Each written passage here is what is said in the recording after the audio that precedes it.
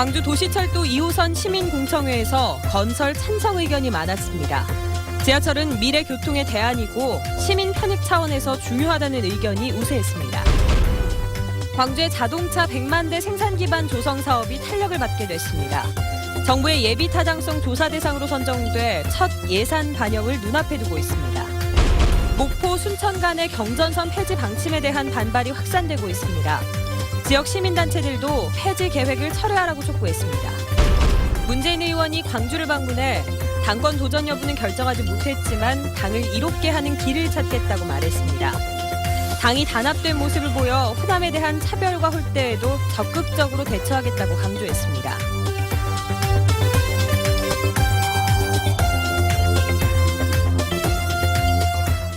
여러분 안녕하십니까? 도시철도 2호선 건설 여부를 결정하기에 앞서서 시민들의 의견을 듣는 자리가 오늘 마련됐습니다. 의견을 충분히 수렴하기에는 시간이 부족해 보였지만 현장의 목소리는 2호선 건설 찬성 쪽이 더 높았습니다. 정효욱 기자입니다. 광주 공동체 시민회의 시민들이 지하철 2호선에 대한 경론을 벌였습니다. 발언자의 과반 이상이 건설을 찬성했습니다. 지하철은 공공재 성격이 강하고 비용 대비 시민 편익이 높다며 건설 당위성을 강조했습니다. 국가가 국민한테 제공해주는 공공복지 차원의 사업입니다. 그렇기 때문에 서민들이 주로 이용하는 이 도시철도는 건설되어야만 합니다. 경제 활성화와 신규 고용 창출이 가능한 지하철 2호선의 건설은 즉시 추진되어야 된다고 생각됩니다. 반면 건설 반대나 연기하자는 의견은 소수에 그쳤습니다. 이들은 유대나 수영대회 등 돈 쓸 곳은 많은 데다 지하철의 재정 적자가 고스란히 시민 부담으로 돌아온다고 주장했습니다. 내 주머니에 돈이 안 나가니까 건설해야 된다. 이런 논리를 너무 이렇게 과대하게 주장하시면 결국 이게 우리 전체 국민의 세금이고 전부 그 비용은 다시 우리 부담으로 돌아오게 돼 있습니다. 우선순위를 놓고 봤을 때는 다소 연기하더라도 구도시험을 살리는 쪽에 먼저 예산을 투여하고 어느 정도 균형이 됐을 때 그때 가서 해도 안 되신다는 것을 제가 결론적으로 말씀드립니다. 네, 알겠습니다. 1시간 40분가량 진행된 시민공청회에서 광주시가 현황 설명을 하는데 절반가량의 시간을 쓴 탓에 시민 의견을 들은 건 50분가량에 불과했습니다. 다음 달 초에 지하철 2호선 문제를 결정하겠다고 한 광주시가 진정으로 시민 의견을 듣고 싶기는 했던 건지 궁금해지는 대목입니다. MBC 뉴스 정용욱입니다. 자동차 100만 대 생산기지 조성 사업은 광주시의 현안 사업이자 박근혜 대통령의 대선 공약입니다. 정부가 이 사업을 예비 타당성 조사 대상에 포함시켰습니다. 예산까지 반영하면 사업 추진에 탄력이 붙을 걸로 보입니다. 이계상 기자가 보도합니다. 박근혜 대통령의 대선 공약으로 시작된 자동차 100만 대 생산 기지와 친환경 그린화 집적화 단지 조성 사업이 정부의 예비 타당성 조사 대상으로 선정됐습니다. 내년부터 6년 동안 8천억 원의 사업비가 투입돼야 하는 이 사업은 빅그린 국가산단 등 제3의 부지를 확보해서 자동차 전용 산업단지를 조성하는 것입니다. 또한 융합 전장 부품과 차량 경량화 지원센터 등을 설립해서 자동차 관련 기업들을 공동 지원하고 친환경 고부가 가치 기술 개발을 추진합니다. 광주시는 내년 예비 타당성 조사를 본격적으로 시작해서 상반기 중으로 의미 있는 결과가 나오면 사업 추진이 본격화될 것으로 기대하고 있습니다. 내년 5, 6월 달쯤 결과가 나올 것으로 판단이 됩니다. 그 결과가 잘 나오게 되면 우리 자동차 산업이 훨씬 탄력을 받을 수 있을 것으로 판단됩니다. 여기에다 자동차 100만 대 생산 기지 조성과 관련한 국비 30억 원이 새로 편성돼서 국회 예산결산위원회 심의가 진행 중입니다. 예결위를 거쳐 본 예산 심의를 통과할 경우 자동차 100만 대 프로젝트는 한층 더 탄력을 받을 것으로 전망됩니다. 광주시는 지난 7일 출범한 자동차 산업밸리 추진위원회를 사단 법인화하고 자동차 산업발전연구회를 별도로 구성해서 전방위적으로 자동차 100만 대 생산 기반을 갖춰갈 계획입니다. MBC 뉴스 이계상입니다. 광주시가 제출한 내년 예산안 가운데 102억 원을 시의회가 상임위원회 심사 과정에서 삭감했습니다. 시의회는 특히 윤장현 시장의 역점 시책 가운데 타당성이 낮다고 판단한 사업비를 대폭 삭감했습니다. 한편 예산결산위원회 심사는 다음 달 1일부터 4일까지로 예정돼 있었지만 도시철도 2호선 재검토 문제로 상당 기간 연기될 것으로 전망됩니다. 목포 순천 간의 경전선 폐지 방침에 반발이 확산되는 가운데 시민단체도 폐지 계획을 철회하라고 촉구했습니다. 광주시민단체협의회와 전남시민사회연대회의는 그나마 운행되던 무궁화 열차마저 수익성을 이유로 폐지하면 영원함을 잇는 유일한 철도 노선이 끊기게 될 것이라고 주장했습니다. 이들은 다음 달 1일 공동 기자회견을 열고 이 같은 입장을 밝힐 예정입니다. 오늘 광주 전남을 방문한 문재인 의원이 당권에 도전할지 고민 중이라고 밝혔습니다. 문재인 의원은 새정치민주연합의 광주 당원들을 만난 자리에서 내년 2월 전당대회에 나설지 말지 아직 결정을 내리지 못했다며 당에 이롭게 하는 길을 찾겠다고 말했습니다.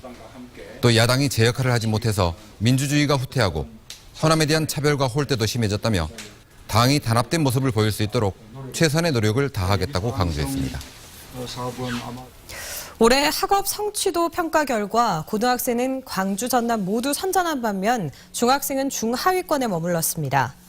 교육부가 발표한 학업 성취도 평가 결과를 보면 4년 연속 학력이 향상된 고등학교의 비율이 광주는 76%로 전국에서 가장 높고 전남도 47.9%로 세 번째로 높았습니다.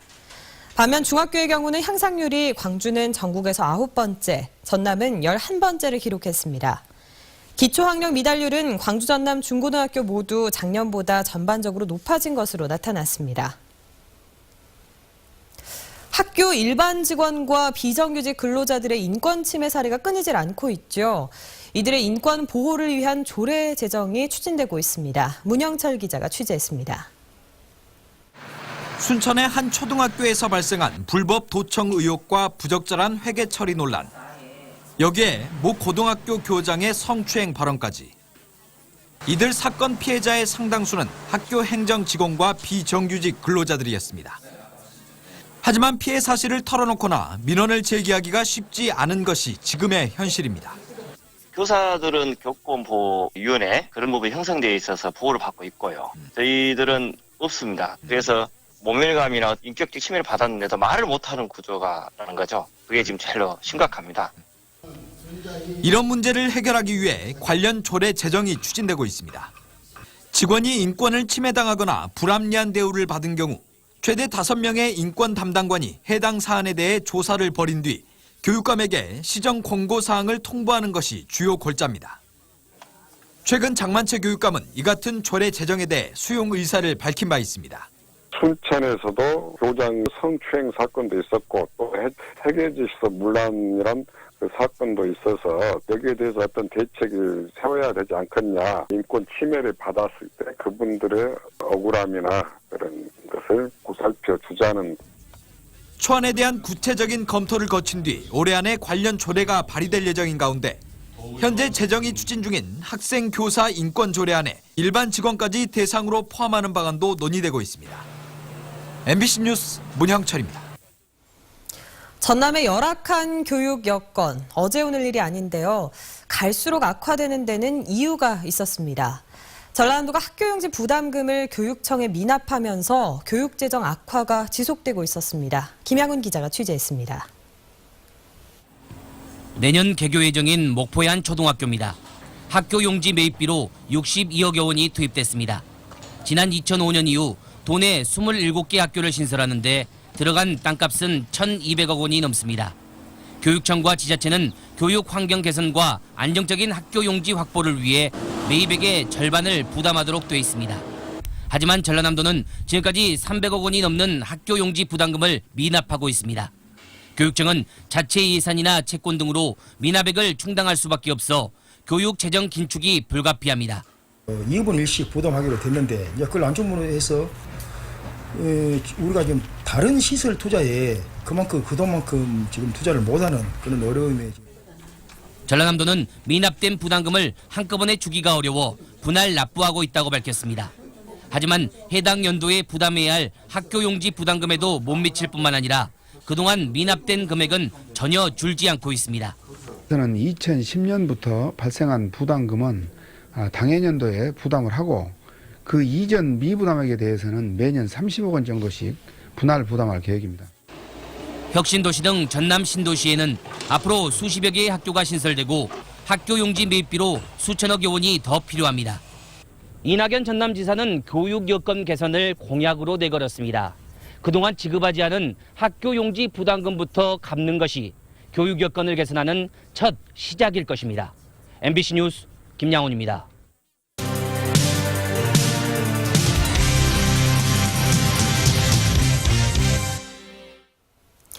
곶감으로 유명한 장성에서는 감 수확이 끝난 요즘 곶감 만들기가 한창입니다. 올해 감 농사는 풍년이라는데 농민들의 표정이 밝지만은 않았다고 합니다. 전윤철 카메라 기자가 앵글에 담았습니다.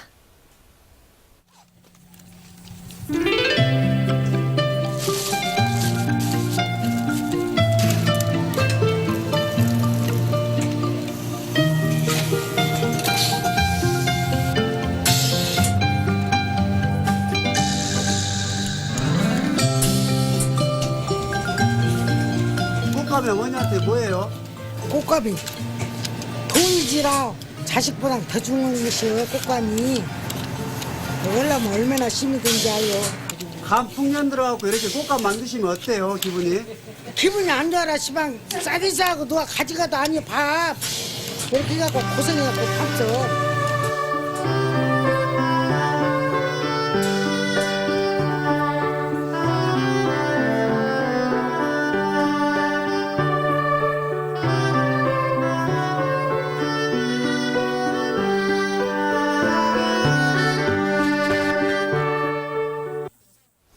(2020년으로) 예상되는 호남 고속철도 완전 개통에 대비한 전담팀이 꾸려졌습니다. 전라남도는 목포와 나주, 신안군 공무원, 전남발전연구원 등으로 전담팀을 만들어 호남 고속철도 완전 개통 영향 분석을 하고 중점 추진 사안별로 중장기 계획을 세우기로 했습니다. 또 98년 서해안 고속도로 개통 이후 관광객 유치에 실패했던 사례를 분석해 지역 파급 효과를 키우기로 했습니다. 올해 전남 제주 항로 뱃길 관광객이 30% 감소할 전망입니다. 해양수산부에 따르면 지난달 말 전남 지역 5개 항구를 이용한 뱃길 관광객은 128만 1000명으로 지난해보다 30%가 줄었고 올 연말까지 예약 상황을 감안해도 140만 명을 넘지 않을 것으로 보입니다. 이는 4월에 발생한 세월호 참사로 수학여행과 단체 관광이 크게 준 데다 청주와 무안 등에서 제주를 잇는 저가 항공 노선이 확대되고 있기 때문으로 분석됩니다. 5.18 민주화 운동과 관련된 최초의 국제회의 참가자들이 20년 만에 광주에서 재회했습니다. 5.18 민주화 운동 기록관에서 열린 해외에서 본 5.18 심포지엄에는 해외 패널 11명과 국내 인사 20여 명이 참석해 지난 20년 동안의 5.18 위상 변화와 아시아 국가에 끼친 영향을 되돌아봤습니다. 네, 저를 대신해서 앞으로는 백수진 앵커가 뉴스데스크를 진행합니다. 지난 1년여 동안 짧은 말 한마디 한마디에 진심을 담고 더 시청자 여러분께 한 발 더 다가가려고 노력했습니다. 그동안 지켜봐 주신 여러분 감사합니다.